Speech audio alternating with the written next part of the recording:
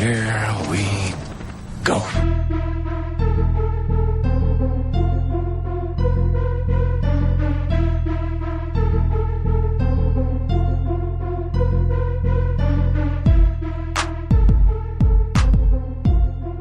It may be today, it may be tomorrow, it may be yesterday, but the one thing we know is the Confirmed Epic Podcast, the official podcast of the epicreview.com, straight from the Hollywood foothills of North Carolina.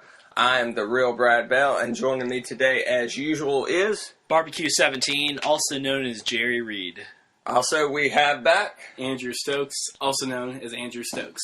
Alright, guys, so today, in case you haven't also known as Uncle Cry's Juggernaut. Yes, Sometimes. in case you haven't figured it out, we will be reviewing The Edge of Tomorrow, the latest Tom Cruise movie directed by Doug Liman, also starring Emily Blunt. But we're going to start out with the usual, what we've been checking out, and some epic news. Check checklist? Check. Double check enough checklist? Check. So, Jerry Reed, what have you been checking out this week? Well, I think one of the exciting things that I checked out this past week was last Saturday we went to Con Carolina 2014 here in Charlotte, North Carolina, and had a press pass to get in, and I had a really great time. I actually got to sit on a panel with George R.R. Martin. Well, not sit on a panel with George R.R. Martin. I got to a 10-day panel that George R.R. Martin was on. Okay. So that was really exciting. It was not the Game of Thrones panel that I had the press pass for. It was actually the talking about some of his other works like Wild Cards and a couple other things. But it was still really interesting. Really, as I'm starting to get into Game of Thrones now, through about halfway through the second book. Started watching the TV show a week ago, about 6 episodes in. So it was really interesting to be there and kind of listen to him talk about, his writing process and some of those other things. And had a really fun time going around and just talking to people. One of the things is when you start going to a lot of conventions, you start recognizing people. There'd be people I would know or recognize, and I really enjoy cosplay. I didn't cosplay any at this convention. I was just in my regular. We both cosplayed as press members. Yeah, as press members. So, actually, I cosplayed as the real Brad Bell because they didn't put my name on the press pass. They put Brad's name. And I was waiting in line as a fan. I didn't attend this as press to get an autograph from George R.R. Martin on my Game of Thrones Mondo poster. And how'd that go for you? It was a nightmare. Logistically speaking, they had no idea how to control this crowd. They weren't planned for the numbers that would show up for a guest of honor as big as George R.R. Martin, who, I can't think of any other author that would have showed up here that would have been much bigger other than Stan Lee or maybe Stephen King, or the guy that wrote Watchmen, Alan Moore. If one of those guys would have showed up yet, it would have been Geek Madness, but this was Frank Miller, maybe. Maybe Frank Miller, but this was insane. It was a J.K. smaller... Rowling. Yeah, it was a smaller venue. Right, it was in the basement of the Hilton in downtown Charlotte. The guy who wrote Animorphs. R.L. Stein. K.A. Applegate, the lady that wrote Lady who wrote Animorphs. K.A. Applegate. R.L. Stein. R.L. Stein. All right, it was a huge Pike. crowd. They treated their attendees very poorly. We tried to line up about, an hour or so. The signing was at 3. We started lining up at noon. I was about the third person in line. A lot of people who lined up had said, we didn't get an autograph yesterday. Then we have volunteers who saying we may ask you to move. They come back about 30 minutes later and they say, not only they say you have to get out of here and not line up, they say that if we come here at 2 when we want the line to start, this was about 1 p.m., then what we're going to do is make sure you do not get an autograph and put you at the very back of the line. Which you can imagine alienated and upset a lot of people. And then we were like, where's the closest place we can be in line? She moved us down the steps. We're talking outside in a shopping mall type area. Not a shopping mall, like strip mall type area, restaurants. And it's over near University of North Carolina, Charlotte. And very nice area. So we moved. It's a big area. We moved down. And every time we would move, the lady who ran the convention would have a problem with it, to the point where she was screaming on a megaphone, having fire marshals come out, threatening to kick people out of the con. I mean, it was borderline ridiculous, Jerry. And this crowd was not being unruly, no cursing, no pushing. It was very civil. Seemed pretty calm. I mean, for a crowd where you had like 30 people dressed like Khal Drogo, this was seemed like a pretty easygoing crowd, and it's just really interesting how different our experiences were, because I went in a couple panels, and not even as press. I mean, the only one I even had to flash a press pass for to get in was the George R.R. Martin panel. I walked around, I talked, I watched people, cosplay, I took pictures, I talked to the different, booths that were there, and people doing crafts. I bought a couple things. So it's just really interesting how different our experiences were, because I had a wonderful time. Like, this is a convention I would consider next year, trying to get a 3-day pass for, and maybe even staying in the area, because they had film festivals, and I mean, you could just walk in and people were playing board games in places. Sounds great to me. It really seems like this really is a convention for fans just to get together and enjoy each other's company, and it was great that they had George R.R. Martin there. I mean, that had to be a huge shot in the arm for them, but it felt like they just weren't prepared for the massive influx of people who wanted an autograph. They took a grassroots con and put. I mean, this has been going for 12 years. I think it's the 12th year of this. 12th year.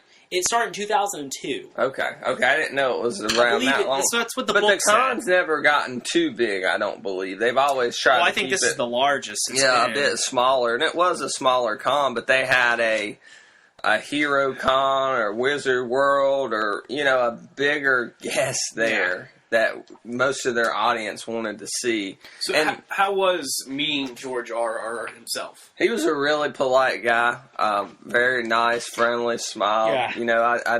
I really liked being at the panel that he was at, because, I mean, when you see him, he seems like this old-fashioned kind of storyteller. I would, if I would have had a picture of him, if I would have seen a picture of him, or if somebody would have had me, start reading Game of Thrones and I didn't know what he looked like, never who I would have pictured as an author of Game of Thrones. He's how I pictured him. Where's the old Greek sailors hat? I mean, at the panel, he had suspenders on, and he just starts talking, and he's just really funny and very witty, and I would have loved to go to both panels that he was at. And, I'm not as big of a Game of Thrones fan as I am like a Marvel Universe fan, so this isn't comparable to like meeting Stan Lee or something like that. But, I said, thanks for the great stories. Thanks for the great characters. And he said, you're welcome. And, that was pretty much the gist of it. But, I mean, it was, as far as once we got in line and getting up to meet him, because they had him upstairs in the hotel, I mean, they had that planned out pretty well as far as, but I'm not trying to speak down on this convention. I mean, it's hard logistically from hearing a lot of people. There just wasn't even a good place to do that at. This convention was just not set up for something like that.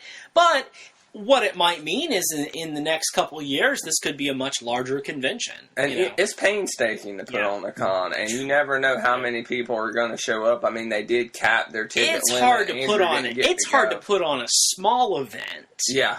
When you're thinking maybe 30, 40 people, much less putting on a convention here. And from what I heard, these contracts for these hotels were locked up years in advance. Oh, absolutely. So, and they had George R.R. Martin locked up a couple years in advance, so they were kind of stuck with it. But what I didn't understand is they had this same exact problem on Friday, and they approached it the same exact way on Saturday. They didn't bother to come up with a plan to kind of manage this crowd the second day of the con. I don't know, but I did have a good time last weekend, and I know you were frustrated. I really enjoyed it.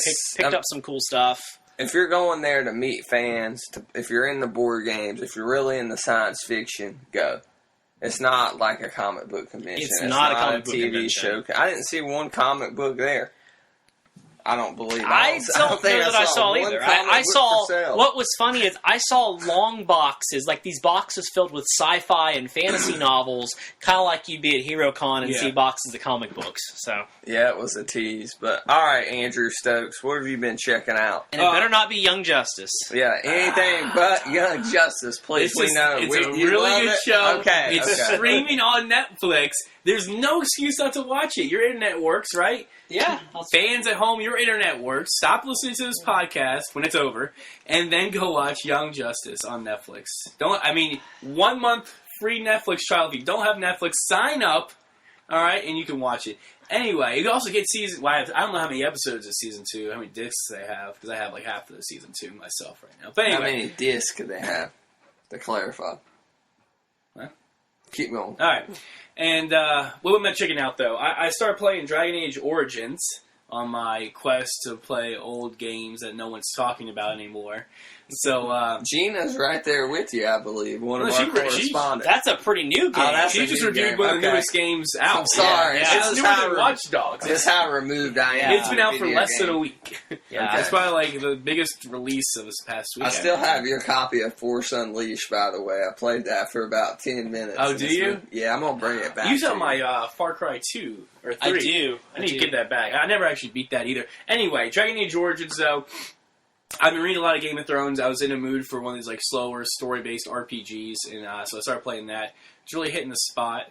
So, that's basically it. Was this one of the games with gold, or did you have to pay to download this I've had this game since 2009. Oh, so you have the disc. Yeah, it's been a Physical while. copy. Okay. I've had it for a while. The game's for gold. You probably bought it on the Amazon Black Friday sale, like me, right? Or Cyber Monday. I bought it brand new. I pre-ordered this game. And he just took it out of the wrapping. No. I've played about halfway through before, and it just kind of... the combat's not my favorite. It's not my favorite game. Definitely not. The combat's not my favorite. It's almost MMO-ish, I would say. But, the story is what I'm really trying to get into. So, enjoying it. What else? Chicken on a stick. I had chicken on a stick last night for dinner. Oh, from the one across from CCC? Yeah. Oh, man, they have the best chicken on a stick up there. CCC is a local community college in which I'm a proud alumni from. It's what the show Community is based on. In our heads, at least. Yeah, we were actually the source material for that show. I'm Jeff Winger. Brad is Pierce Hawthorne. Oh, okay. Pierce Hawthorne, yes, that's my character. Oh, Lord, no, that would be Evan. Evan would be the Pierce Hawthorne of the group. That's funny. Oh, goodness. But what's your name? My name is Pierce Hawthorne. I finally finished House of Cards. I'm getting ready to start True Detective, which Brad, I understand you love. Brad's going to start talking about that. Yeah, I just finished True Detective Season 1, and everybody is telling me this is the best show ever. I listened to Quivers, the Arrow podcast for the Arrow on CW. I did start watching Arrow this past week. We started watching that. Quivers are a really good podcast. If you watch Arrow, check that out on iTunes. But they were talking about True Detective and how good it was. And these guys are big superhero comic book fans. And they're talking about how, we love Arrow and it's so good. But I'm just comparing it to True Detective and it's just nothing. I was like, well, I really like Arrow. I need to definitely check True Detective out. So after about 15 people telling me it's the best show on television ever made, that they could... A lot of people said they would put it above The Wire and put it above Breaking Bad. 2 other amazing shows that I hadn't watched, apparently. But so I started watching it. And it stars Matthew McConaughey and Woody Harrelson as these detectives. The film's set in 1995, but it flashed forwards to, every time between 95 and 2014 and eventually catches up with itself. I'm not going to spoil anything for the show. But, it is I tweeted this, and I really don't think it's an overstatement. It's not my all-time favorite TV show. No, it's not. But... It is not Sister Sister, Brad says. No, actually, if I had to pick my all-time favorite TV show, it would be The Wonder Years. If I had to pick just one show, which would be really hard to do, it would be The Wonder Years. What would yours be, Jerry? If I had to pick one show, it would be True Detective. Probably The X-Files. X-Files? Yeah, it's a good choice. Do you have one, Andrew? You should know what it is. Young Justice. No.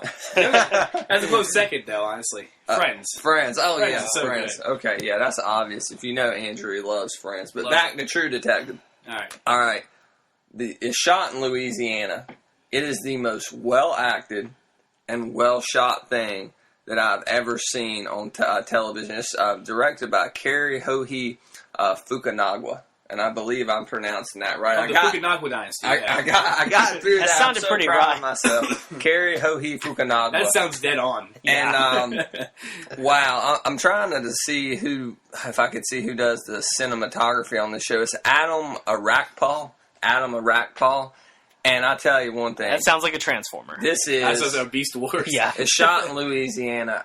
Insane. There is a scene in this show, Jerry, that gives Alfonso Cuarón a run for his money as far as long continuous shots. There's a 23-minute continuous shot. Wow. And I mean, I after I watched it, just being the fan of film and television, I think I was looking back and say that is the most well-shot thing that I've ever seen.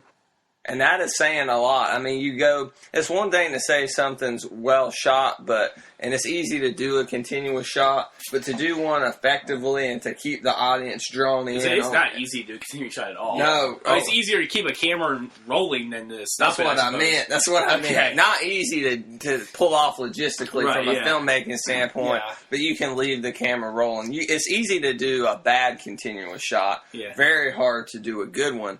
And I've never seen anything like this. I think Hulk Hogan did a really bad one a couple of years ago. All right.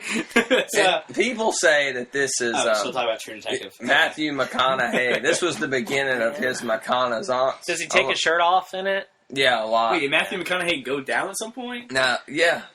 Are you kidding? I think he's been in People hated this guy. He was in all these chick flicks and stuff. He's been in a lot of good stuff recently too. Before he's True been back Detective. and forth. I mean, Mud, True Detective. What was the one with Jennifer Garner?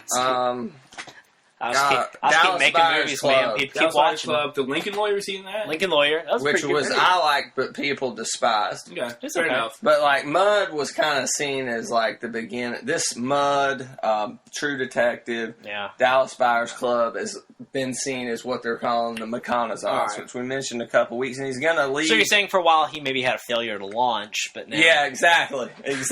Good, great. So Nailed it. and he's going to be the star in Christopher Nolan's Interstellar, Let's keep making movies, man. People keep Well, I watching mean, them, you know? and which should be the best movie ever. Ever, right. Going on this logic, Christopher Nolan's Interstellar, Yeah. which I'm really looking Based forward on to. But logic. he plays like a burnout version of himself, a middle age, a younger version. I mean, he is insane. The dialogue he delivers, and he is on. Are we talking about Interstellar or True Detective? Okay, Interstellar doesn't come out. Well, I know that's what I was wondering. But Woody Harrelson, I heard a lot of people say he's about a 5 or 6 on this show, and McConaughey's at like a 10. I say Woody Harrelson's at about a 9. He's incredible in this show too. But it lives up to the hype. Check it out. It reminds me a lot of David Fincher's Seven, stretched out over 8 episodes. But it battles.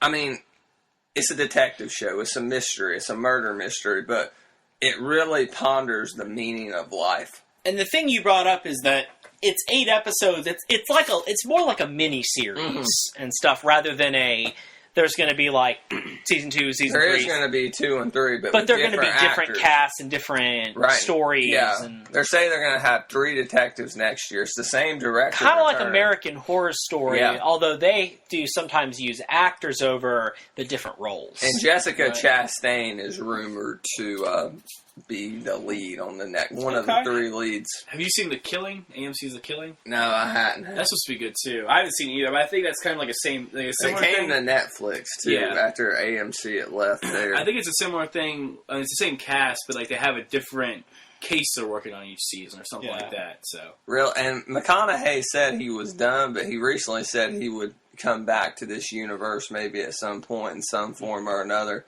So it's worth checking out. That could be his talks on reincarnation. He could come back as a criminal in another I'll season. tell you, it's wow. I mean, I don't expect. I love Game of Thrones. You know, I mean, it's amazing. It's the most cinematic thing on TV. Probably, I thought until I saw this, and it was. I really need to watch Game of Thrones. So we're about 6 episodes in because I'm watching them as I'm finishing a book. Finished the first book, started watching the first season while reading the second. So I watched like 3 movies yesterday. I realized. We watched Talladega Nights last night. We watched Talladega Nights. I watched Edge of Tomorrow. Oh, yeah, we watched that. And then I also watched Cloudy with a Chance of Meatballs 2. Almost got talked into watching The Lorax. But finally was like, no, I'm going to And you watched part of Cabin in the Woods. I did. I watched Have you ever a seen fourth of it. Yeah, I've seen it, yeah. Okay, yeah, that's right. You did. It's really good. Okay. It's not my favorite movie, but it's just so... It's a good movie. Kristen will not watch it. My wife will not watch that movie. And She's not a big horror fan, though. She watched The Purge. Yeah, She's funny on it. Like some she's stuff really she'll strange watch, about it, yeah. and some stuff she won't. It's just like a roll the dice. I don't know. Roll the dice. All right, Roll the so gore dice. do you guys anything else y'all been checking out? You want to talk about? I just want to ask you. You've been checking out House of Cards. So Yeah. did it live up to the hype? I think so. I liked... It definitely did. Both seasons were great. I like the first one better than the second one. Really? It just... I don't want to give it too much spoilers, but it seemed... I don't really know how to word this without... Do you think the Underwoods are still good people? Oh, no. Okay. He said a couple weeks ago on the podcast, and I just wanted to get him on record as saying that. Definitely not anymore. But it's. I mean, both seasons are great. Can't wait to watch season 3. But Which should be on next February. I have expectations for season 3, or what I want. I can't really go into that without spoiling the first 2 seasons. Andrew and I were talking, and where are we? let's see, Frank Underwood, the guy that Kevin Spacey, blanked on his name there. Kevin Spacey won an Emmy last year for playing Frank Underwood. I believe House of Cards won an Emmy for Best Outstanding Drama, and which was unique because it's a Netflix show. But what we could have this year, as good as True Detective was, is for Dallas Buyers Club, Matthew McConaughey won Best Actor. Mm-hmm. He may win the Emmy for Best Actor, too. So it could be a year when we have the Best Actor and Emmy winner be Matthew McConaughey. So strange times we're living in. It is. That is really cool. I like Matthew McConaughey, too. So I do. Have you seen Dallas Buyers Club? No, I still haven't. I saw Mud. No, I haven't seen that. I saw Mud. I haven't seen Mud or Dallas. I haven't seen either of them. Mud's on... I think it's on Amazon Prime. Okay. If you want to use is he in Contact? Is Matthew McConaughey in Contact, Jerry? I think so. He was in Contact. He was in A Time to Kill. He was in Lincoln Lawyer, which I liked. A lot of people didn't. So, like, in between his failure to launch and all that stuff, you could see the guy had the chops, right, to be a really good actor. But now he's just chose so wisely with his roles. And I can't believe we live in a world where McConaughey has won an Oscar before Brad Pitt or before Contact, Leo. Ed TV, of course, Texas Chainsaw Massacre, the Next Generation. Another poor choice, yeah.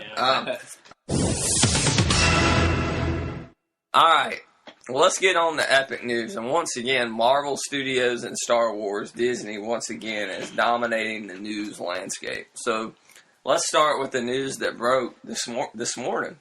Right before we recorded this podcast. And what news is that? That is that Marvel Studios has finally found a director for Ant-Man, Peyton Reed, who has directed such fine films as The Breakup, Yes Man, and he directed one other. What was the other one he directed, Jerry? Another comedy. Step Up or something? So, is it Bring It On. Bring It On, the cheerleading. So Bring It On, Yes Man, The Breakup. I've seen all of these but The Breakup, which coincidentally enough is one of Andrew's favorite movies. You haven't seen The Breakup? No, I hadn't. I have not seen it. I need to borrow it from you. Let's watch it together. Let's go to my house right after this. Watch it. It's a great movie.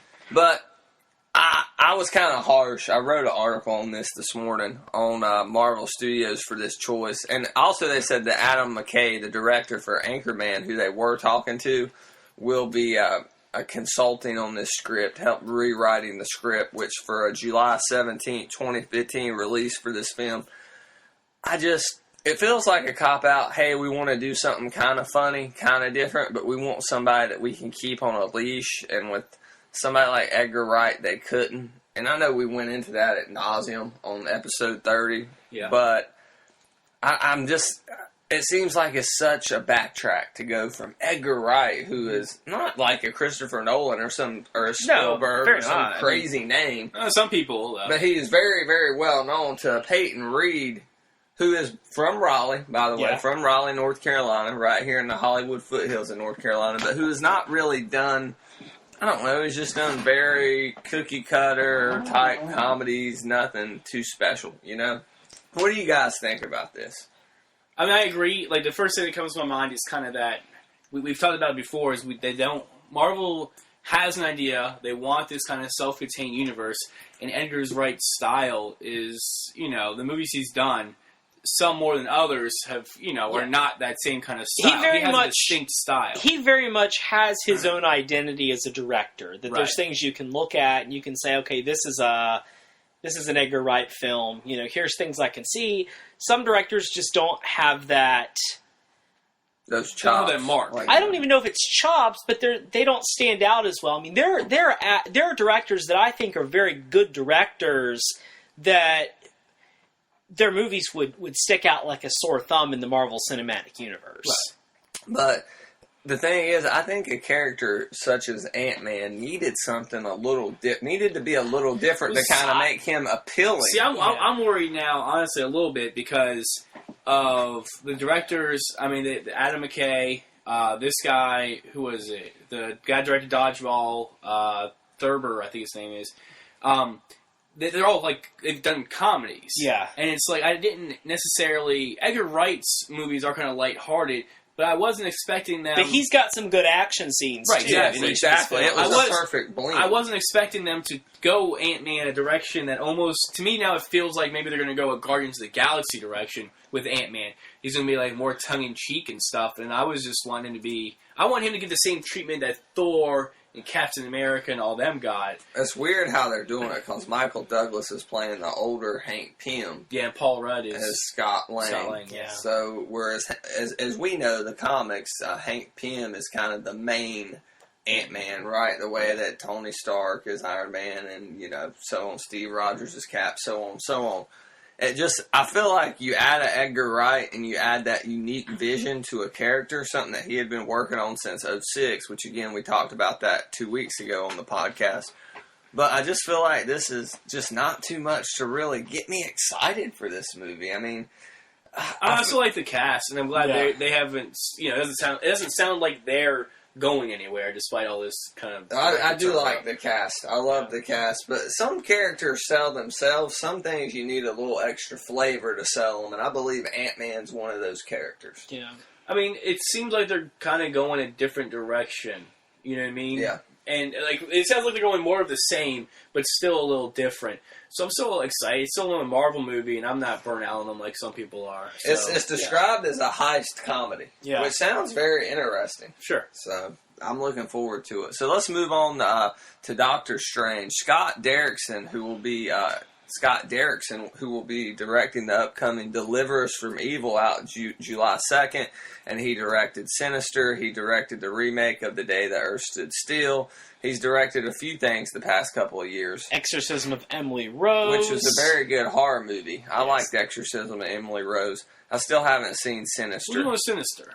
That's the found footage movie. I haven't seen it yet. I have it on Blu-ray. I need to watch it. Black Friday. Never have opened the wrapper, so maybe I'll watch it now. But Scott Derrickson, this is a guy who's kind of known for horror. So I'm seeing something very interesting here in the way they're going comedic with the Ant-Man. Well, a little semi-comedic at least. Maybe they're going to go I know it'll be some science fiction, magical stuff, fantasy, whatnot. But maybe throwing a little horror element in there to Doctor Strange. I'm definitely seeing that. And once again, because I listened to the last podcast. I wasn't able to participate on the Days of Future Past podcast, but I listened to the long conversation about the Marvel Cinematic Universe. And I think I'm more... I tended to agree more with Andrew, I think, and probably you too, Brad. So I guess I didn't agree with Evan. I'm kind of in the middle. You're kind of in the middle. I was probably closer to Andrew than I was to you, Brad.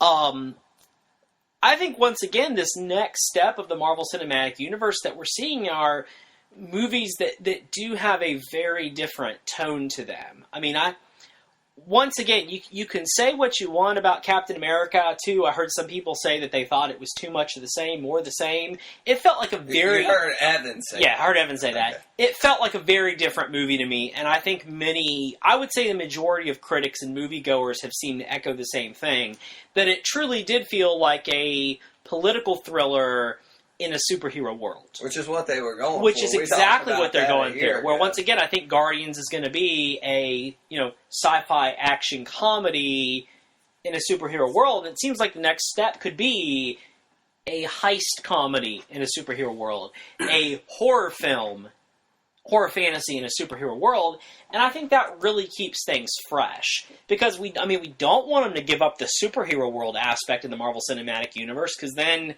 it's just a horror movie. Yeah, it's just a horror movie. We're movie. losing out what we really are coming to see, Yes. in essence. So I agree. I like this directing choice more than I do the Peyton Reed choice. Yeah. It was a very good pick coming off of Edgar Wright's departure from Ant-Man. yeah. And I do think he'll do some interesting things here. Again, it's not a name, which besides Joss Whedon, none of these guys have really been a name. Kenneth Branagh was a name. Well, what did he direct before? Lots of Shakespeare stuff. Done Shakespearean acting.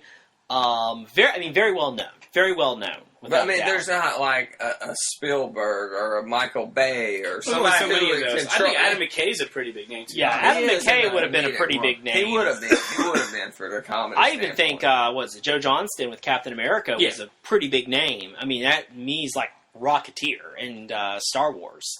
Involved. Which Jurassic Park did he direct? 3. Jurassic Park 3, The and one he with designed Jones. a lot. Didn't he design the Boba Fett He outfit? designed Boba Fett. I mean, if Joe the, Johnston. Yeah. Well, okay. Point taken. Maybe I was wrong on that. But Scott Derrickson, I'm interested to see what he can do, especially with these names. Let's go over some of these names that have surfaced and been rumored. Jared Leto, who won Best Supporting Actor for Dallas Buyers Club, rumored. Tom Hardy's rumored, and the one I think I'm excited about, Benedict Cumberbatch is rumored to play Dr. Stephen Strange. Benedict I was confused Cumberbatch. for a second. I thought you were listing directors. No, I'm like, sorry. Tom Hardy was rumored to direct Johnny that? Depp At is what also point? still in the mix, Yeah. too. So, I feel like Benedict Cumberbatch Yeah. is probably not only the best choice possibly for the character, but also, very much is getting that popularity. He's there. I mean, he's getting there, and he's there. I guess I should say. I don't know. He's becoming like an A-list star. He's on that way, but he Yeah. already is an A-lister to people like us, people in the film. So a lot of people, when you've been in Star Trek, and you've been in The Hobbit, and you've been on the Sherlock. the Stephen Moffat Sherlock, you're A-list in the nerd sphere. realm. But Yeah. he's done a lot of other roles, and I think he's a great choice for Dr. Stephen Strange. I do too. He kind of has this this arrogance to him, that Dr. Stephen Strange kind of carries with him. Almost, it's different from the type of I know. cockiness that Tony Stark has. Oh, yeah, very much. But they still both kind of have that part Like to I their said, character. Unless, Doctor Strange was based on Vincent Price, and unless Vincent Price were still alive, which unfortunately he is not, I think Benedict Cumberbatch is a really good choice. Yeah, I think it'd be a great Viggo great Mortensen choice. was rumored at one point too. That would be a very different role, but I can sort of see that. Yeah. That's a lot of people rumored for this, but you can see how Marvel is building more A-list characters. Yeah, They're building these guys up. It's who they pick to take these roles is very interesting because they're not going with like the top of the A-list. They're getting these guys on their way up, or in the case of Robert Downey Jr., on your way back up after a downfall. So they're not going after like DiCaprio or now McConaughey or something, something too far out there. That's why I have a hard time seeing them go with Johnny Depp here. Yeah, I do too. He's almost too big for the part. So many people would see Johnny Depp in this role and not Dr. Stephen Do you Strange. want to see Johnny Depp and Robert Downey Jr. though? Oh, wow. That would be really cool. And it'll be interesting because they're doing that Defenders TV show on Netflix, and Doctor Strange is a big part of the Defenders. And I can't imagine anybody we named here appearing on a Netflix show. Maybe Tom Hardy. Maybe. Well, Cumberbatch. I mean, Sherlock is BBC, but House of Cards. I mean, they get some big Kevin Spacey. That's a big thing. So if those have the same, if these Marvel Netflix shows have the same weight as House of Cards, if they're that good and that quality, then I don't see why not. It's possible. I guess. I mean, I accept your apology. We are in a very different time for media. Yeah, and I think when you just mentioned Matthew McConaughey, winning an Academy Award for a film and possibly being up for an Emmy for a TV show. We're at a very different time. I mean, TV shows can be as big or bigger, and I don't think there's the same stigma about a show as you're launching into movies, and if you go back, it's kind of right. You've fallen back. And shows on HBO and Showtime and Netflix and these premium things. Even AMC. I mean, AMC some of their too, stuff is quality. I mean, really, sincere quality. Cartoon Network had that Young Justice show. That was really good. Yeah. So Benedict Cumberbatch, not Patch. Cumberbatch. As I finally have it right now. Yes, it's definitely my favorite for this. Cumberbatch kid. Which is the whitest, most British name ever. Yeah. Alright, let's move on to something else Marvel-wise. Josh Brolin will be playing Thanos the Mad Titan, and apparently he may appear in Guardians, he may not. We don't know, so I'm not really spoiling anything there. I think we've heard that he will be in Guardians to some extent, but it's just voiceover, no mocap. Okay, and he will be, obviously, we suspect, the big bad in Avengers 3, which is where this is all culminating, I believe. So, it's going to be what an actor. I mean, Josh Brolin playing Thanos, an actor who has been nominated for an Academy Award for No Country for Old Men, willing to step in and do mocap work on a comic book villain. We don't know. Everything we've heard is that he will not be doing mocap. He's not doing mocap for Avengers? I don't know about Avengers 3, but we've heard... That's what I'm talking about, Avengers. Okay, we don't know anything about that. Because everything I've heard for Avengers 3 said it would be very similar to Mark Ruffalo's Hulk. Well, so Avengers 2 is the next movie after Guardians? Yes. So, that's May very exciting. 1st. So I wouldn't be surprised then, for the after credit scene of Guardians, to see maybe something Thanos, or maybe some Ultron, or maybe something combined. And that's exciting to me. Yeah, the possibilities are endless here. It's just, it's one thing to be 100% on the screen. These comic book films have kind of, subverted the expectations of actors over the past couple of years with the Nolan Batman movies and the Marvel Studio films. So to think of an actor as talented as Josh Brolin willing to take on this role, something to get excited about. And I think he's a good choice for this. What do you think, Jerry? Yeah, I'm excited for it. I guess I don't have as strong a feeling. I like Josh Brolin. He's a very strong actor. Liked him in Goonies, of course. Yeah, in Goonies. So, but I don't know necessarily that, like, if somebody would have said cast Thanos, that he would have been anywhere, like, on my radar. But I'm interested to see why they went with him. So yeah, it's such a different type of character. It really is. All right, well, let's get into some Star Wars news. So we have another director for a Star Wars spinoff film, Josh Trank, who directed Chronicle. Andrew, you saw Chronicle, didn't you? Love Chronicle. I've not seen film. Check it out. We believe this will not be. The way it's sitting up, we believe that Gareth Edwards will direct Boba Fett, which would lead us to believe that Trank would direct either Han Solo or Red 5. The those are even movie. what they're going to be. Well, it's been rumored. A lot of people are running with Red 5. They believe that source. Boba Fett's been pretty hardcore. Boba Fett, yeah, but the solo film and the Red 5. The Red 5 is really a rumor. Everybody's really keen on Boba Fett and Han Solo, I believe. We've kind of seen some stuff potentially leak, though, that Hasbro may have talked about the intent to do a Red 5 toy line, which has given some credence to that rumor. So maybe, it's all rumor then, but a lot of people got really excited about a Red 5 movie or any type of, Rogue Squadron movie. I remember for years, that was always the discussion was, okay, what could be done as a Star Wars movie?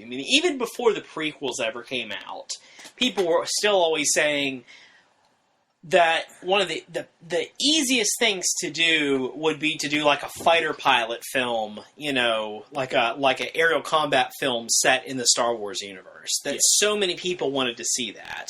What I would like to see, and I'm stealing this from the Forcecast, I was listening to their podcast, is you do like a movie based on this crew, not a crew, but this group of squadron pilots. Like Rogue Squadron. Like Rogue Squadron, Yeah. right? But you spin that out into a TV show. Kind of like, what a great TV show would it be to see like a Rogue Squadron show on ABC? I could see that being really hard, though, because of how... I mean, all the ships would be special effects. Yeah, and that'd aerial be very combat would be expensive. the main draw here. Yeah, I think that's what I always said was the main draw of that would be just, once again, great starfighter battles. Well, let's focus on the dynamics and the relationships of these pilots and things like that. I mean, look what they did with Agents of S.H.I.E.L.D., drawing that out. I mean, that worked. I mean, That's your defense? No, I'm just kidding. That's not really my defense. I'm Yeah. saying a I like to lot of think of it- people I like to want to think of see it- this. I like to think of a movie like that, but more in the light of like Band of Brothers or something. Yeah. You know what I mean, where it's a little more serious. I mean, it doesn't have to be too super serious. You know what I mean? But taking itself seriously. Super serial, guys. Yeah. Which maybe we're off base here. Maybe there won't be. Maybe you're off base. Maybe you're AWOL. Believe it or not, the star. I mean, I love at the end of A New Hope and all that. That's amazing. And all the stuff in the films is really well done, from the starfighter battles and all that. But as far as like expanded universe stuff and reading in the book and the comics and whatnot, I've never been the biggest fan of the space battle stuff. It's not. Well, It's kinda space battles are hard to hard. follow on Yeah, the book, yeah. you Space know? battle can be really hard to follow when you're reading it. I mean, Yeah. that's really tough. But So- people love the X-Wing novels. I mean, Yeah. love them. So- Love them. So that's interesting. But, all right, Josh Trank, though, I love this choice. I like the way they're going with these directors. I mean, they're not getting these star directors, but Josh Trank and Gareth Edwards, compare that to Scott Derrickson and Peyton Reed, the guys that Marvel Studios just got. I mean, Trank and Edwards are at least names who have major properties associated with them. I mean, I know Chronicle wasn't major, but he's going to be directing Fantastic Four as well. You know, I mean, as far as mainstream appeal, I think they're all the same. Yeah, I don't know one that of these any people- of those are household names. yeah, that's Exactly, true. I so- guess we kind of get caught up in this sphere we're in of geek culture, movies, Right. TV, comics, that we're like, oh, Josh Trank, that's a name. I mean, he's directed one movie. Chronicle, though. Yeah, I mean, Which but that's it. Which was that? I mean, So- it was my second. It was Chronicle. It's 2012, I believe, was the year. It came out. 2012. Yeah. I'm Chronicle. not saying I'm not saying anything against him. I'm just saying. I mean, you said a household name. He's That was like my second favorite film of that year. yeah. It's one thing to direct one movie. It's another thing to direct one movie that everybody universally loves. Mm-hmm. I mean, people love Chronicle. I mean, that launched the career of Michael B. Jordan. Mm-hmm. Chronicle did, and Dane DeHaan, which I know are not superstars yet, but they're getting more and more and Yeah. more roles. So, I don't know. Maybe I'm giving Josh Trank too much. Y'all just crapping all over my points today. no, Maybe I'm giving Josh Trank too much credit. Gareth I'm sorry. Edwards, I mean, because he's at Monsters, he's Godzilla now. I think he's That's two in the hopper. I think he's getting up there. 2 quality films, I think, regardless of how much you maybe liked him or not. But I like Gareth Edwards. I just didn't like the middle of Godzilla. I still haven't seen I mean, I Monsters. didn't care for it that much either. So I just, it'll be interesting to see how Josh Trank looks after the Fantastic Four, which I'm so glad I just thought of this. It's not on my show notes, but we have to discuss this. Okay. All right, we'll get back to the Star Wars stuff, but sometimes you just gotta get I into know some what you're talking Is discussion. this the Marvel rumor? It's been confirmed by a couple different sources that Marvel over the next year or so will be keeping anything to do with the Fantastic Four, as far as comics are concerned, out of the limelight. They're canceling the Fantastic Four comic.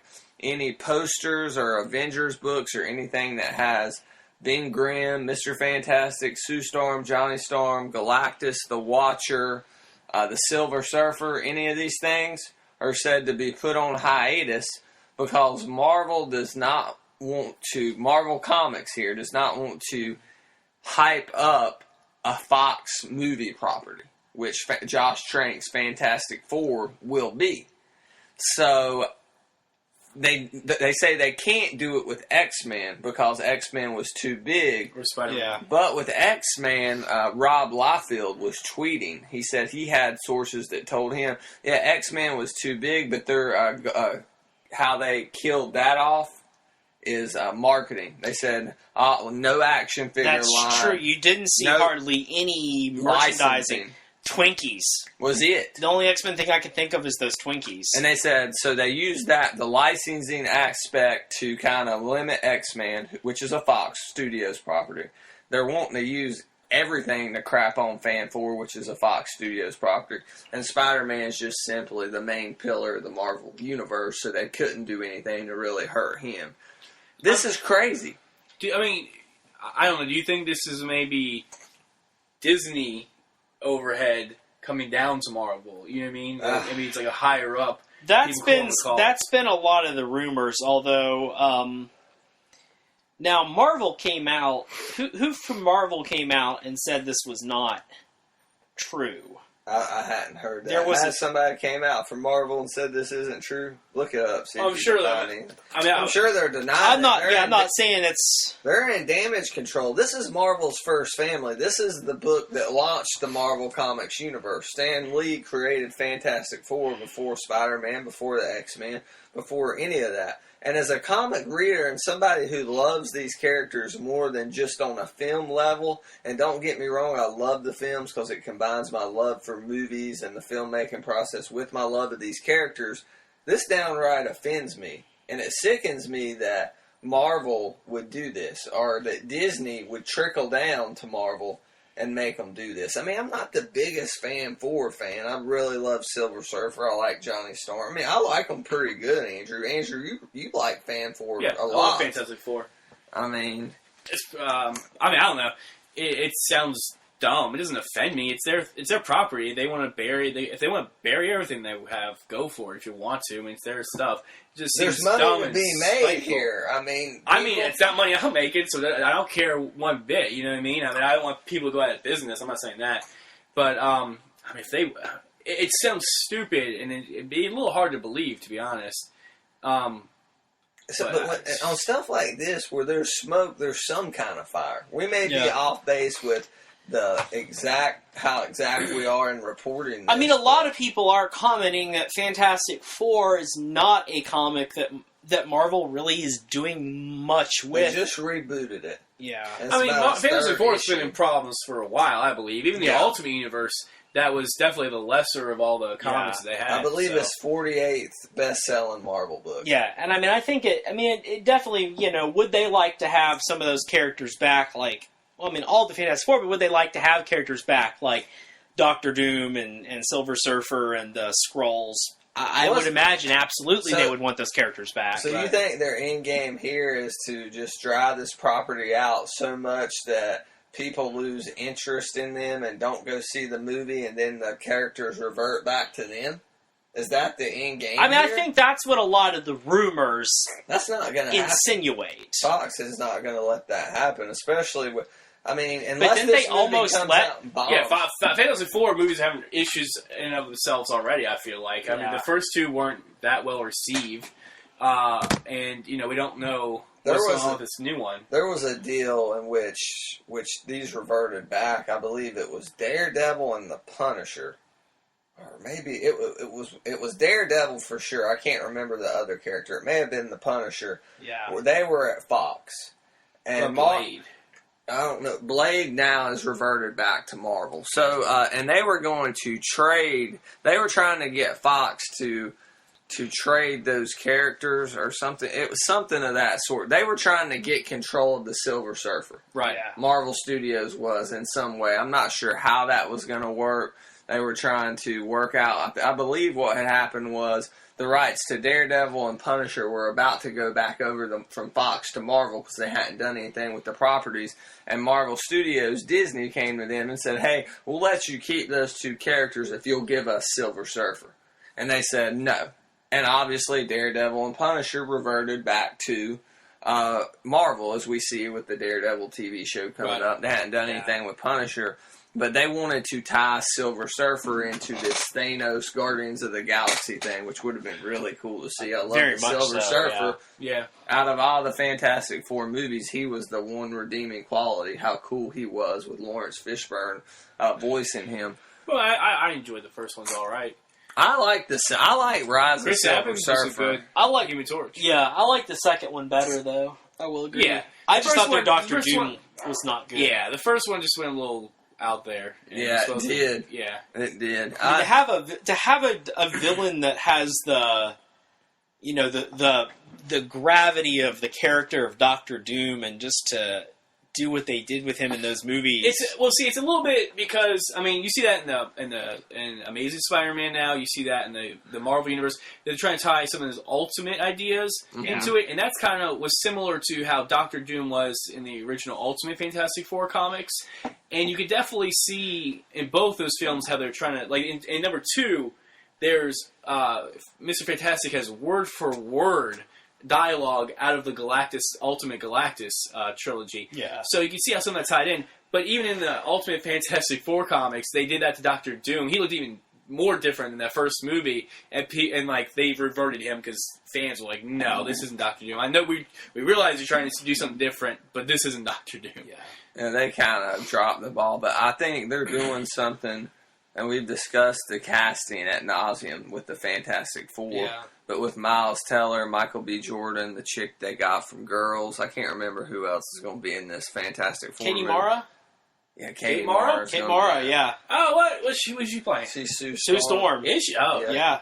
I mean, and Alright. with how much I liked Chronicle, I'm really excited, especially with how X-Men from First Class on, how Fox, has handled the X-Men property. I think that Fox kind of realized some of their missteps with their properties as far as Fan 4 and X-Men post X3 and Fan 4 2, and they're really trying to rectify those. Well, especially to see how big Avengers was too. I'm sure that's a good motivator. Yeah. Seeing what they could be, almost. Yeah, absolutely. So I don't know. I just hate to kind of get rid of these beloved characters. I mean, they're important. Are they the best selling? No, but they're in. I mean, Dean Grimm's been a part of the Avengers. I'd say they're important, yeah. Well, we don't really know what's going on yet. I mean, everything's been rumors and bizarre interviews with Marvel staff where they're like, well, this would be crazy for us to do that. I mean, there's been talk about people could still use characters, but they couldn't focus things on them. So I guess at this point we really just don't know what is going on. But like you said, brother, I mean, when there's smoke, there's some sort of fire, typically. And it's not the fact that this is a great comic right now, or a best-selling comic Fan 4. It's the fact that they are very important to the fabric of the Marvel Universe. That's the thing here. Even if their book isn't, those characters are. Reed Richards is very important. Okay? I mean, you can get along without him, Marvel Studios has, but he's important to the comics. All right, 2 quick Star Wars things. All right. Casting for Episode 7, Lupita Nyong'o, or Lupetta Nyong'o. I think you're nailing that one, too. All right, and Gwendolyn Christie. Gwendolyn Christie plays Brienne of Tarth from Game of Thrones, tall lady. And Lupita... In the books, though, right? Not yet. You haven't met her in the books yet, either? Not yet. Oh, wow. And Lupita Nyong'o won Best Supporting Actress for 12 Years a Slave, which I still haven't seen. But this goes a long way as far as people were upset because there was only really the one, besides Carrie Fisher, I cannot remember the little girl's name, I'm blanking now, but there was only one really... Dakota Fanning. No, it's not Dakota Fanning. There's only one female character cast in Episode 7. And here we had 2 cast in supposedly in major roles. They just couldn't be at the reading for whatever reason. So I don't know. I think this is good news. Not do you have one that not that we need to do any type of affirmative action when casting these roles, but we have one minority female and one. As far as Gwendolyn Christie, she's not your stereotypical female lead. She is very different. I'm not saying that to be degrading to Gwendolyn Christie. Well, no, I mean, plus the role we've seen her in, I know Jerry hasn't gotten there in the comic, or in the book, but I mean, the character that she's playing is supposed to be an ugly character. Yeah. She's supposed to be far from an attractive female. So, obviously they're gonna take some of that and mess with the actress a little more too. The TV show characters, some of them are obviously a lot prettier and better looking than they are described in the book. Older. Yeah, definitely. And older. Yeah. So, I mean, but yeah, she's definitely not your typical Hollywood starlet. No, exactly. So it's cool to see him not only bring females in, but I believe J.J. Abrams has put together a really diverse and very unique cast of new characters. And, well, we don't know how the characters are going to be, but new actors and actresses to blend with the original three, right? And the original cast members. Right. So I try to avoid... They've also had some of those pictures leak lately. I have not looked at those pictures. You haven't heard about the pictures? Episode 7 set photos with some major elements of the saga have reappeared, which I have not looked at either. I think the most major thing is something that Abrams himself confirmed. He kind of tweeted a picture of the holochess board. The Derrick table. From The Vulcan? Yeah. And he's basically confirmed that's part of the movie, which is really the biggest spoiler thing that I've heard come from these photos. I haven't looked at them all. I've seen some. All right, calm down. Sorry, I'm looking at the pictures. But Jerry loves spoilers. looking at the pictures, and some of the things that they're doing makes me excited for, again, some of this return of practical effects. Yes. Oh, yeah. And it's just... Oh, like the first Alien they showed was awesome. It was very cool. I'm just doing the UNICEF, the charity thing. I'm getting more, as it rolls on, I'm getting more and more excited. The hype train's picking up. Oh my God. I just can't think of this hype train. I mean, I imagine that when they show, and maybe it could be at Guardians of the Galaxy, they show that first trailer for Avengers 2. Yeah. That hype is going to be insane. But when they show that first Star Wars teaser, the internet is going to literally explode. It could be all words. It could be all words. It could just be and a part logo. of the scroll or whatever. I mean, it could be... And you said something that got you excited. How about Mark Hamill? And I was late putting this photo up. I put it up this morning. Yeah. Mark Hamill showing up at Star Wars weekends in Disney World with a beard and in really good shape to be 62 years old. Heck yeah. It looked awesome, man. I'm excited. And we know Carrie Fisher has lost about 35 to 40 pounds, and Harrison Ford's a health nut. He's always in great shape. So to see Mark Hamill, I mean, I put a picture on there from Mark Hamill about a year ago, comparing it to what he looked like at Star Wars Weekend. I mean, the guy's not ripped or anything, but he never was. But he's believable, and this is what Luke would look like at 62. Yeah. You know, so... Oh, man. I mean, with everything they show for this movie, which albeit hasn't been much because I hadn't looked at the spoiler photos, but everything they've shown with this film, I get more and more excited. I do. I am interested. Like J.J. Abrams, we're looking at the picture now that he tweeted out, kind of like, he's kind of tongue-in-cheek, kind of saying, hey, don't leak the photos. I'm surprised. I wonder what's going on behind the scenes, because J.J. Abrams is always runs a tight ship. Doesn't like stuff getting out there. And this is one of those properties where everybody wants to know everything. You know what I mean? Everything about it, yeah. And so I'm interested to see where it goes. I like that about J.J. Abrams. I like things to be kept secret and stuff. Yeah. So we'll see how that goes. I wonder how much he's freaking out behind the scenes. He seems to be taking it in stride. But I hope this stuff is getting under wraps. This is the first, shooting they're doing, and there's just a ton of pictures out there from the set. So. Yeah, I think once they move to Pinewood Studios in England and they're inside, it'll be able It's going to be very different, yeah. Yeah, right now they're shooting on location in Abu Dhabi. What we assume is the Tatooine stuff. Yeah. So, Back to Tatooine. That's exciting. I love it. And as they... As Rebels releases, and as the in-canon books release, starting in September, and then we get to that trailer, which hopefully is around the holiday season or something, wow, when they start showing action figures and just, it's going to be something we have not seen since, when the Phantom Menace first started showing stuff. And it's just a cool feeling, and knowing somebody that loves Star Wars as much as we do is handling it. I mean, that is very, very unique indeed. So we're looking forward to it. So I think that's going to do it for Epic News this week. We're going to move into our featured review of Doug Liman's latest film starring Tom Cruise. At first, it's going to sound ridiculous. But the longer I talk, We have to find the keys. the more rational it's going to appear. I can't believe you found coffee. Sugar, right? Yeah. Hold on. 3. You like 3. How many times have we been here? How many times? For me, it's been an eternity.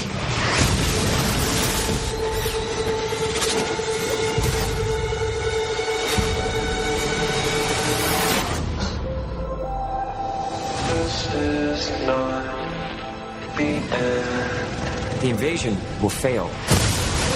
We lose everything. This is not the I die within 5 minutes of landing on that beach, along with every other soldier.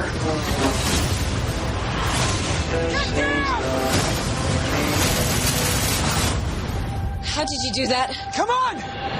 Come find me when you wake up.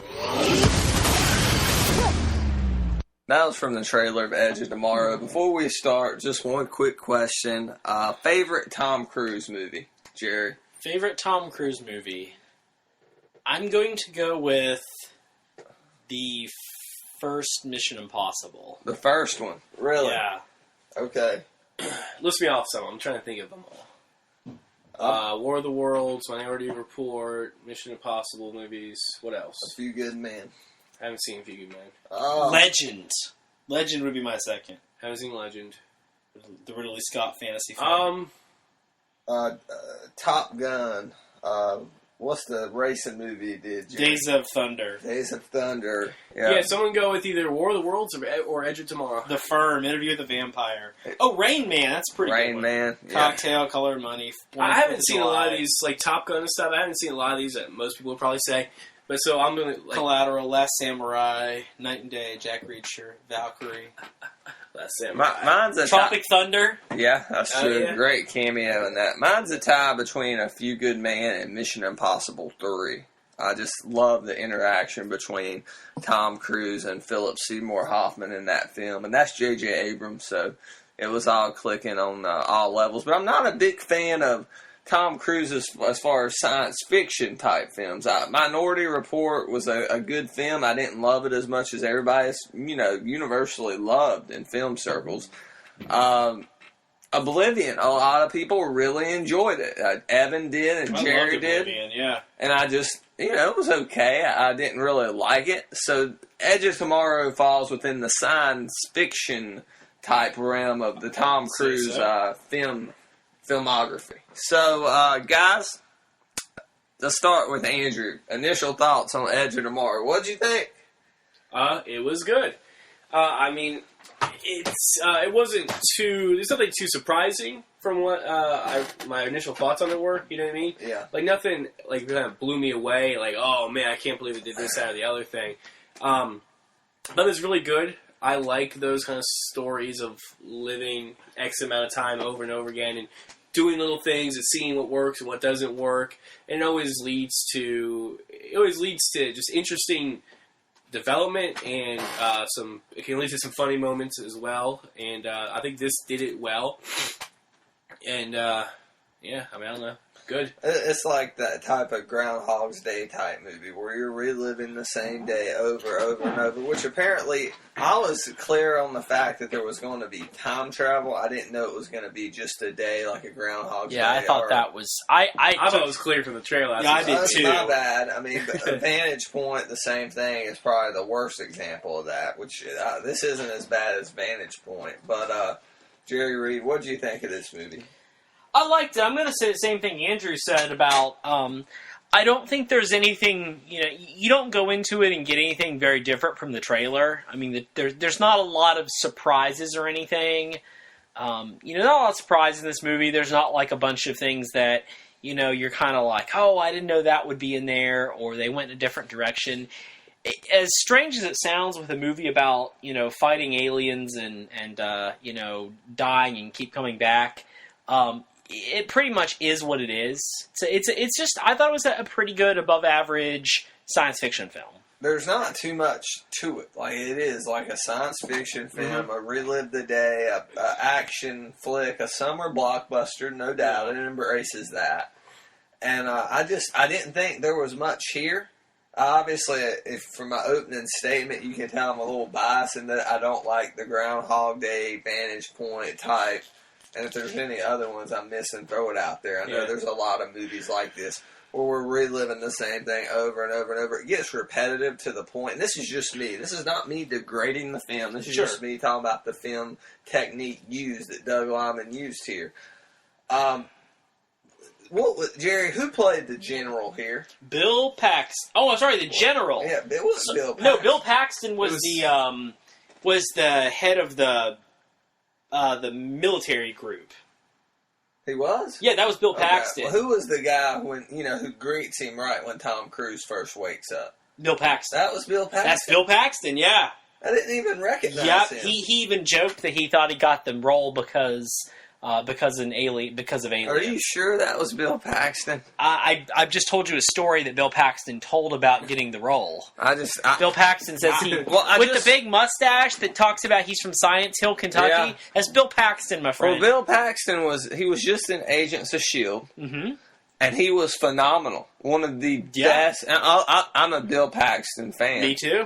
Not as much as Jerry. I respect the man's entire catalog. But as far when he came on to Agents of S.H.I.E.L.D., he was one of the things that made that show go from just meandering to really picking up the pace and made that show very enjoyable. I loved him for it.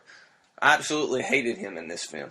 That general character was so irritating. Every time Tom Cruise woke up, I wanted to... He wasn't a general. He was a sergeant. Whatever, not a general. You keep saying general. I'm thinking of the guy from 28 Days Later that was... Okay, I don't know my military terms. He is Master Sergeant Farrell. Okay, Master Sergeant Farrell. I'm sorry. I'm sorry. He's the sergeant. He works for a living. All right. Is what he would be the first to tell you. All right.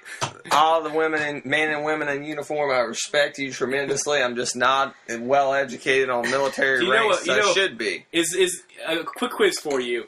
Is the Army... No, private's the lowest. Okay, well, that's okay. I know that. I know private's the lowest, and then like a 5-star general's the highest, right? Yeah. Right. Okay. I know that. So I get Lance Corporals after private. In American military, it goes private, Lance Corporal, major. There's private. There's private second class.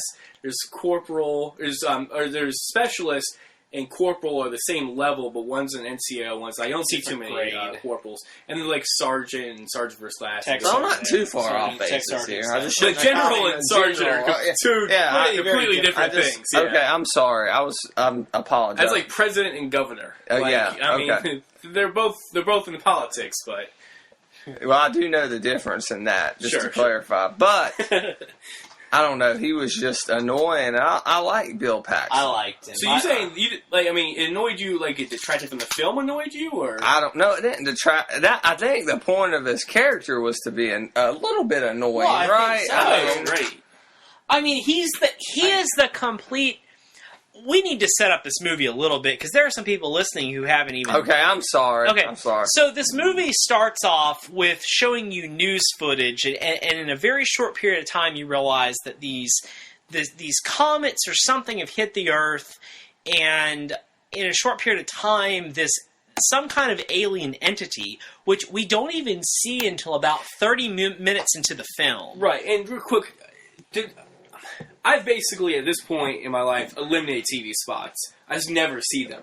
I don't recall seeing any of these aliens in the trailers, did we? I don't recall seeing them either. So that will be one kind of surprise, I think, going into it. That's true. And they were really cool. I think they were really well designed. Very different. It was unique. Yeah. I expect every alien to look like the Cloverfield monster at this point. Right. It seems like that's all we get. And the fact that we didn't get that was a delightful part of this very film. Unique things about the aliens. But So what you find out is that these comets have actually been bringing these alien entities to Earth, and they're taking over, and they've taken over pretty much most of Central Europe. Right. Central Europe is taken over completely. Parts of Russia. Parts of Russia. And so it's really brought everybody together. Like, the whole world is, focused on eliminating this threat. And Tom Cruise plays this guy named Major William Cage, who is he's a PR officer, is really what he is. He is public relations. He gets on, news shows and talks about how, the military's fighting these things and new technology. And he really much is the pretty face of the military. He makes a comment, at one point that he was in ROTC in college, and that's about the extent of his military. Right, he lost his job. He used to as a PR firm. Exactly. And so he managed to get into the military as a PR person. Right. And so there's this major, almost like a D-Day type of thing where all of these, the whole world is going to be swarming into Central Europe to take it back over. France, I believe. Right? Yeah, France. Just all over Europe into this huge area. And this general who is over all of United Nations command. He's an actual general. He is an actual general. He's like a British. I think he's part of the British military. But they said something like he was UN. Yeah. There's this whole worldwide front going on. So he tells them, basically they want somebody to go in to kind of capture everything that happens, and so they're sending in Tom Cruise with the front line. Mm-hmm. And he realizes this is not going to be a good thing for him, and he blackmails the general. He threatens to blackmail him that he'll, turn this whole thing around, and if this is a disaster, he'll make it look like it was the general's fault. And so he gets arrested and, tased, and wakes up at the forward operating base that's run by Bill Paxton's character, who is the complete antithesis of Tom Cruise. Is like the PR guy. He's like the, love to talk about the military, but he doesn't do anything fighting. Bill Paxton was phenomenal. Now, I didn't even know it was him. Yeah. What a performance. Even though it got on my nerves. You just told, a few minutes ago you just hated him. But he is this guy who loves. He loves this idea of fighting and going in, and he says, everybody can be equal and prove themselves on a battlefield. It's this completely romantic idea to him of running in there and, fighting and dying, where Tom Cruise is like, I want to stay as far away from this as possible. Yeah, Tom Cruise is, when he gets trapped to that first battle, he was something to pee himself, Which is the highlight of the movie, I think, when they drop into that first battle. That was just... That's a highlight? That was the highlight for me. It's a pretty good scene. That was an epic scene. I'm like, wow, this is something different. The way these mech suits move and the way these aliens look and the way they dropped. And it was so reminiscent of D-Day. And I really enjoyed that. And that part, I'm like, all right, you got me. I'm in. I'm sold. And then we go on to proceed to see that battle about 50 times. I questioned those suits at first, those mech suits. Because when they're first in them and walking around, I'm like, okay, so they're slower and bulkier. I guess they're very weaponized, and there's a little armor to them, so I guess I understand the point. It was better than, Elysium. Remember Elysium? I was thinking about Elysium. Yeah, that's the first thing I thought of was the exoskeletons in Elysium. Mm-hmm. And this was way better. But they seem to really augment... Elysium takes place after this. They seem to really augment their strength and things as well. They could actually deliver... They were hugely weaponized. So...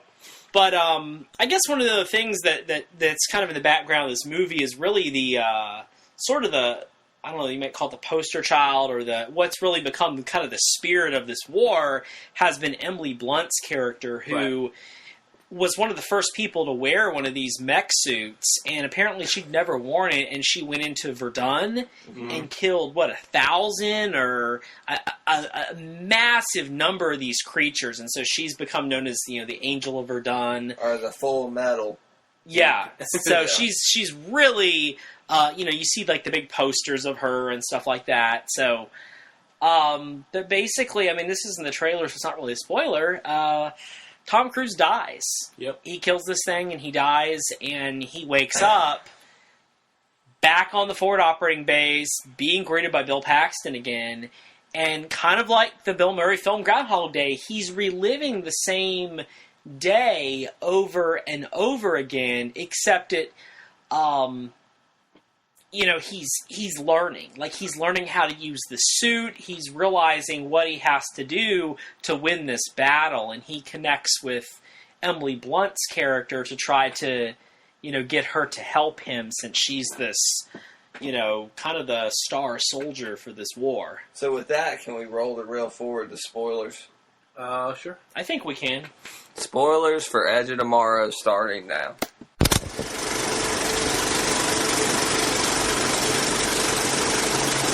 And Emily Blunt's character here, you talked about mapping out, knowing what's going to happen, Jerry. She has this same talent or technique that Tom Cruise has, where she used to, she relived the day, which is how she became the Angel of Death, the Full Metal Bleed, Angel of Verdun, yeah, whatever. Where she stormed Verdun, and she had done that hundreds and hundreds and hundreds of times, right? Because there's two, we're in spoilers now, so there's the Alpha and the Omega. Yeah. There's the basic alien mimics, and then there's, what they call the Alpha, which is some really unique one that... 1 in 6 something, I don't know. I mean, it was... 6,000. Yeah, it's very rare, yeah. But right before she died, she had killed one, and its blood got on her. And right before Tom Cruise died, he had killed one, and its blood got on him. And they are all connected to this thing called the Omega, which is a creature that reads the movements and is able to sort of know what's happening. Queen of the colony, basically. Yeah, and so when they died with that blood on them, they tapped into the Omega's power and could sort of restart that 24-hour period again, right? Without consequences. Yeah, without consequences. Yeah, when they died, they came back. They knew they were going to die. They would eventually kill each other on purpose. She's like, let's do a clean reset. Yeah. Until we get to a point where that is not feasible, that the blood cannot be reused. And finally, at the end, they got one shot to go in and take out the Omega. Yeah. In this whole thing. So they're having to find out, because the longer Tom Cruise has this power, the longer he starts seeing visions and kind of knowing where this thing is located, and that ending, taking this thing out can end the war. Right. The first 5 times we relive that day, it's very repetitive. And then as it moves on, Tom Cruise gets further and further and further. It gets very interesting. I believe the highlight of the film, well, for me, as far as action, it was when they did that first drop in France. And then when Emily Blunt and Tom Cruise get further, and they're in the car together, and they're moving to that barn or whatever, where Emily Blunt eventually, Tom Cruise says, you never make it past this part. Yeah. And they have a really good character dynamic that really gels in that moment. Yeah. And it was that scene when they're together and they're in that barn, and she tries to take off in a chopper, which she has tried before, evidently. Yeah. And one of the aliens attacks. Just a very good scene. What I thought was an interesting technique this movie used is that early on we're completely following Tom Cruise's character. Yeah. Like, we see him die, and we see him do the same thing over again. Then it gets to the point where we're seeing, like, little by little, okay, we're only seeing the parts where, excuse me, he's making progress. Right. But eventually we start seeing him talking about things that we did not see as the audience. Yeah. Like, he's saying, okay, this has happened many times, we're about to die. And so it's interesting, they still kind of preserve some suspense. Or there were times he said things that we didn't know if they'd really happened or not, if he was trying to manipulate Emily Blunt's character or get her to do something that he thought. Like, he would tell her, this is usually the part where you start telling, you tell me your middle name is so-and-so, and she's like, my middle name is not so-and-so. Right. One of the hard things about this movie, I guess you think for him, is that he's really developing this connection with her, and this, I'm not going to come out and quite say a romance with her. Sure. Maybe hints of it. It's implied. It's implied to some extent, yeah. But he's growing closer and closer to her because he's spending all these days and weeks and months with her. Which is like 300 days or something. Yeah. Ridiculous. And she doesn't, every day she doesn't know him. when he first comes up to her. It's like 51st Dates. Yeah. Just like that. No, but That's one of the movies like that I actually like, where they relive. well, it's not the day. like this. It's just that one character thinks she's reliving. Yeah. Anyway, that's it. Yeah, that's true. Right. Okay. Sorry. Anyway, but so yeah, I think it's interesting. Emily Blunt's character talks about when she was doing this, she had a guy that she connected with in the same way that he's connecting with her, and she had to watch this guy die over and over again. And as eventually he did die, like the timeline that got set was the one where he did die and whatnot. I think it's also interesting we didn't get to see Emily Blunt's character prior to anything. You know what I mean? We got to hear a few stories and that kind of stuff, but nothing serious. It's shown that Emily Blunt's character at the time we're meeting her, even though she doesn't have this power, still pretty badass. She's still very fit. She's still very combat ready. Whereas Tom Cruise's character... Not at all. He doesn't even know how to take the safety off one of the mech suits. Doesn't want to be a part of this. So I think that's why it's interesting. Like, she kind of was able to, I think, become this war hero and kill all these guys. Even when he got day after day after day, he's like maybe killing an extra guy or two a day. Yeah. You know what I mean? So it's interesting. I think he had more of a transformation than her character probably did at the same time. Andrew and I had a discussion. I thought this was very unique because Tom Cruise, I love the guy. I love his films, but it seems like in every movie he's this sharp, know-it-all, he's got it figured out, right? Yeah. And this movie kind of subverts your expectations as he comes in and he doesn't know anything. Yeah, like he is not. He doesn't want to be involved. He is not an expert. He's a coward. warrior. He's a coward. Yeah. The scenes, the beginning, craven. when he's really begging the guy, please don't send me. I don't know the first thing about using these suits or fighting or combat, was really funny. It was a very different role for him. Yeah, and then as time goes by, he doesn't become the quintessential Tom Cruise character where he knows everything, but he gets it figured out, right? And Emily Blunt's almost the more Tom Cruise-like character in this movie in that, like Andrew said, she is kind of the badass hero type. And to me, Emily Blunt, I like that Tom Cruise kind of took this role. It was something different that Doug Liman did with Cruise in this role. I enjoyed that part of the film. I enjoyed everything with Emily Blunt. First of all, I'm a huge Emily Blunt fan. I wish she would have played Black Widow. I love Scarlett Johansson, but Emily Blunt is one of my, she's like my number one celebrity crush. So I envy you, John, what's his name? John Krasinski or John Cranston, who played Jim from The Office, is married to Emily Blunt in real life.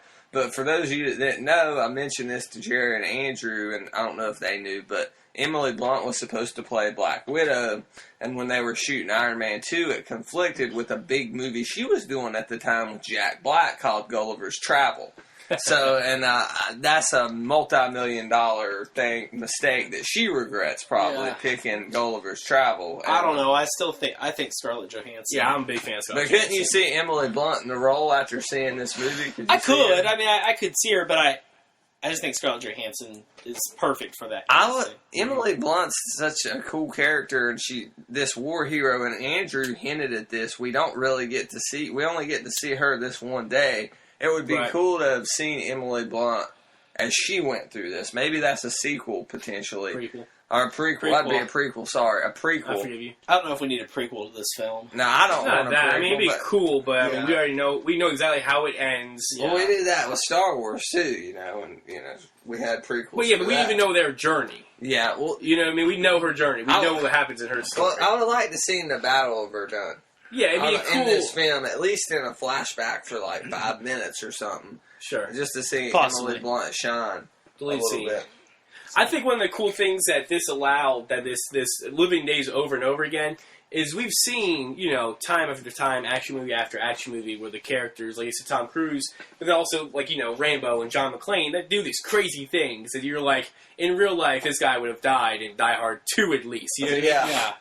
And this kind of allows that. You know what I mean? Even Emily Blunt's badass character dies constantly. Yeah. And so you get to see some of these realities of There's of a the war. funny. I mean, it's kind of funny where Tom Cruise is trying to figure out how he slips away from this platoon he gets put with. Oh, yeah. And so, like, he gets them to make sure that everyone's doing push-ups, and, like, he goes to roll under a truck. Yeah. And the first time he does it, he just, like, gets run over, you know, and everybody looks over and, like, has this, you know, awful look on their face. And then the next day he figures And even when it out. he's successful, he still, like, winds up behind the truck and has to, like, run to catch up to it and stuff. Yeah. Yeah, it's really good. I enjoyed it. I didn't like Bill Paxton in this film. Obviously, I didn't know it was Bill Paxton. I still didn't enjoy the character. But the J Squad, you have that a very different group of ragtag individuals who come together at the end. And I thought that was very interesting when they came together to see that dynamic change as they kind of listened to Tom Cruise's side of the story. And I would have liked to see more focus on them as a group throughout the film. I think that would have been a cool team-like aspect, which I know this is a Tom Cruise, Emily Blunt. They're the headliners, whatever. I mean, you got to learn a little bit about them over time. And it's cool at the end. He's obviously, like Jerry said, there's moments that we don't get to see. And near the end of the film, you know, there's that moment where he talks to them. It's like, you're doing this, you're doing this, you're doing this. So obviously, He knows everything about each one of them. Yeah, very...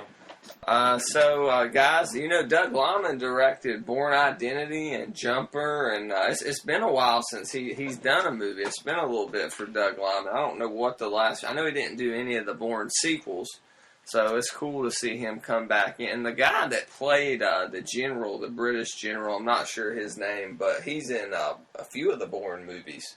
So that was kind of a callback for Brendan Doug Liman. Gleeson. Is that the guy's name? Yeah, Brendan Gleeson was. What was it? Can you look up the last movie Doug Liman directed? The last movie Doug Liman directed, I just had it pulled up, was But Edge of Tomorrow. Fair Game. Fair Game, which, never heard of it. And he apparently is still slated to direct a Splinter Cell film next year. Which Tom Hardy's going to star in as Sam Fisher. So that'll be interesting. But guys, the aliens were really cool. Emily Blunt was a badass. That scene on the beach was awesome. The time travel got on my nerves. The repetition, but that's part of the plot. That's a and I thought complaint. they kept it pretty much a minimum compared to what they. I mean, they didn't do as much to have comedy with it as like Groundhog Day. They had a few quick montages and stuff to kind of where fill the you gaps. got the idea of what he was doing over and over. But anything else y'all want to say about Edge of Tomorrow?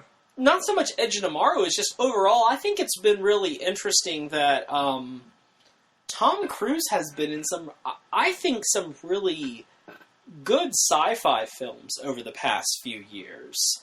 So you know, just he really seems to pick films in this genre. So I'm just really curious if he's, you know, a big sci-fi fan himself, or it's the Scientology. He lives it every day. I don't know. So I mean, like, I thought Oblivion was a good throwback to, like, you know, kind of like late 60s, 1970s sci-fi. You know, this was definitely different than your standard, like, blast alien sci-fi. I mean, it had a little bit of a difference to it. Sort of a more... I love Starship Troopers. I don't think this was as good of a movie as Starship Troopers, but it was a higher in Starship Troopers. They were going for something more. Yeah, they're going for something a little more, so... I mean, I thought it was really good. I totally lost my train of thought immediately. The thing I take away from this movie is something Evan and I talk about at nauseum, and Evan hasn't seen this movie. He was out of town, so I can't wait to hear what he thinks about it. But is we want all these, we want something original. Everything's superhero, they're adaptations, they're sequels, reboots, whatever. And I think Edge of Tomorrow is something kind of different, something a little bit unique. It this is summer. based on a book. It is? Okay. So, but, I mean, it's not like a major adaptation. I never heard of it. It's based on a Japanese military science fiction light novel. Okay. By Hiroshi Sakurazaka. That makes a lot of sense, actually. Yeah. I can definitely see the Japanese influences. I was thinking with, like, the mech suits and stuff. I was sitting there because they have that scene in the beginning where he's looking at the different menus, and I'm like, did he mess up something in the menus and change the languages, or did it come to them? You know, like, were these produced in Japan or China or something like that? And so that's interesting. It is. I've heard it described as this elsewhere, and it really is a movie about what a video game would look like if you were living it, basically. Yes. I mean, it is a video game. You die, you respawn, you get to do the level over again. And you figure out, okay, let me try this time. Well, there was a video game quite a few years back. Souls. Not even Dark Souls. There was a game called Shadow of Destiny that was on PlayStation 2. It was one of the first, big PlayStation 2 games.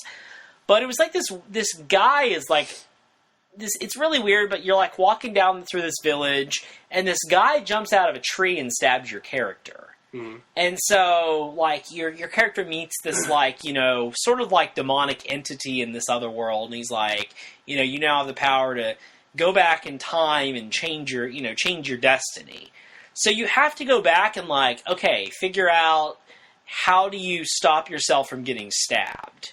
So, like, you actually have to go back in time and stop this tree from ever being planted. Huh. So this guy can't stab you. And then it's like, okay, but you keep going. You think you'd maybe just, like, buy a bulletproof vest or something? But you keep going, and it's like always the most complicated, convoluted thing you can. Yeah. But it kept making me think about that. That's funny. But also, I was talking to a friend of mine. We're like, man, this is like, playing Halo on Legendary, or Gears of War on like the or Call of Duty or something. Yeah, where you're just like, okay, wait a minute, gotta go, run out here, left and right, then left again, and that definitely made me think about that. Or an old Nintendo game where you're like having to learn patterns and stuff. Yeah. So I mean, in a world full of superhero films and reboots, even if it was adapted from this Japanese short novel, short story, whatever, it was something. It was different. It was very different. It was good, groundbreaking, but it was, and that's why I wanted it to be. It's something I want, something different like this. Yeah. But I didn't find it refreshing. I mean, it wasn't even on my top 10 most anticipated movies of the summer. Yeah. It started getting some good reviews, and I started hearing good things about it, so I was excited to see it. And it was one of my better experiences this summer. I've enjoyed it so far. Of the movies I've seen this summer, I think the only movie that I liked better than this was Days of Future Past. This is my least favorite movie this summer. I think my least favorite is Neighbors, probably, so far. I haven't seen Neighbors. It was good. It's just all the jokes were in the trailer. Yeah, if you've seen the trailer, you've seen the movie, basically. I mean, this is like 89% on Rotten Tomatoes. That's pretty high. Which is really good for a science fiction blockbuster. Good for any movie. But as far as box office, we just got the weekend estimates for Box Office Mojo. This one's going to bring in 29.1, which puts it in third place behind... domestic? Yeah, domestic. Behind Maleficent at 33.5, and Fault in Our Stars won the weekend at 48.2 million. So this is kind of a poor opening weekend. It's doing bad for that. I like that Fault in Our Stars is winning. It's doing pretty good internationally, though, which I think... Tom Cruise is one of those, one of those stars that international... He's big in Japan. Yeah. People know who Tom Cruise is internationally. Absolutely. And he brings in the bacon. Yeah, he will. He will. I mean, this movie will end up making okay, but... But on we were talking a little bit about the Adobe Digital Index the other day, which they've been doing things where they predict, what are going to be the 5 blockbusters of a season, and what are going to be the 5 flops. And they actually picked this as one of the 5 flops for the summer. Yeah. And so far, that looks about right. So far, it looks to be right. And they picked what as a blockbuster? Their 5 blockbusters they picked for the summer is Transformers, The Fault in Our Stars, which looks good, like it's winning. How to Train Your Dragon 2, which will be big. The Purge 2. And which has picked up a lot of life once it hit on video, on Blu-ray. It picked up a lot of life. And the other one they picked was a little movie called Guardians of the Galaxy. It's going to be the best movie ever. Fault in Our Stars is the big surprise for me there. Yeah. It looks like a great film. I didn't think it would have that general appeal, though. Yeah, honestly. And it seems like it's got it going. Keep an eye on Shailene Woodley. I refuse to keep an eye on anybody. I like to keep my eyes closed at all times. She got cut out of The Amazing Spider-Man 2 as Mary Jane. I saw that. But she played, she had a very prominent role, and I know I made my top 10 list of films last year, but I ended up seeing this in 2014. It was a 2013 movie. And she was in one of my favorite... if I had to make that list now, she was in my favorite movie of last year, with Miles Teller, The Spectacular Now. Okay. Which is, it's a high school romance movie, but it's everything that you think it would be. It's not. It really subverts expectations on that front, but she's going to be a star. I think she can be Jennifer Lawrence type star, which is really, she's America's sweetheart, as Andrew describes her. Yes. Now, so, I'm really high on Shailene Woodley.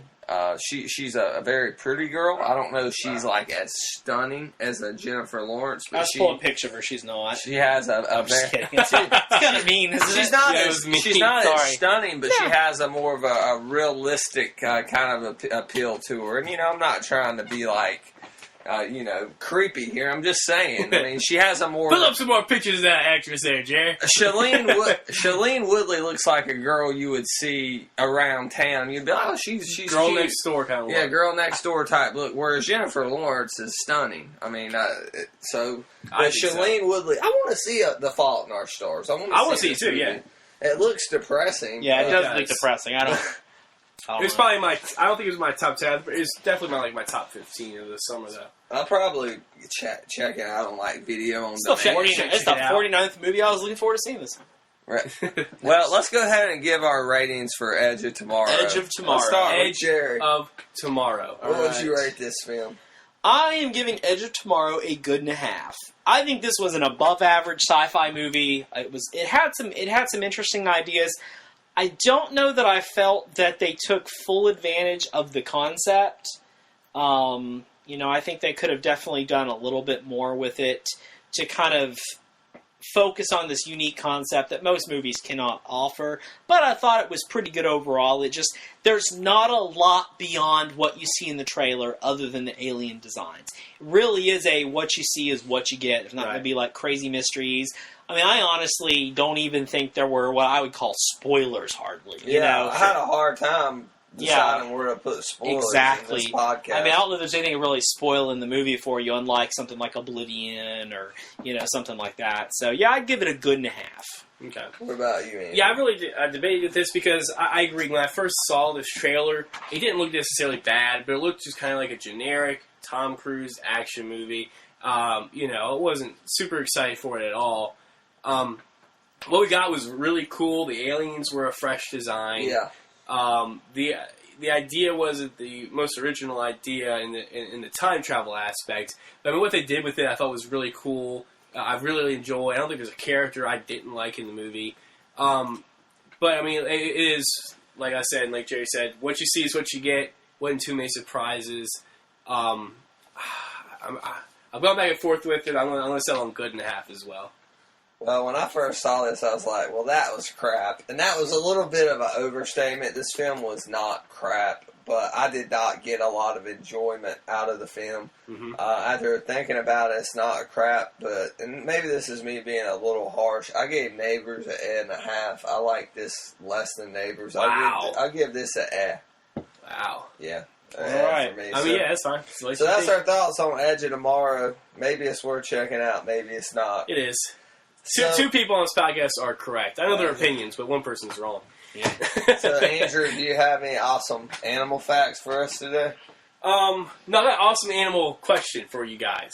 All right, I was thinking about this today. Like I said, in what I've been checking out, I did have some chicken on a stick earlier, and it just, that really made me think.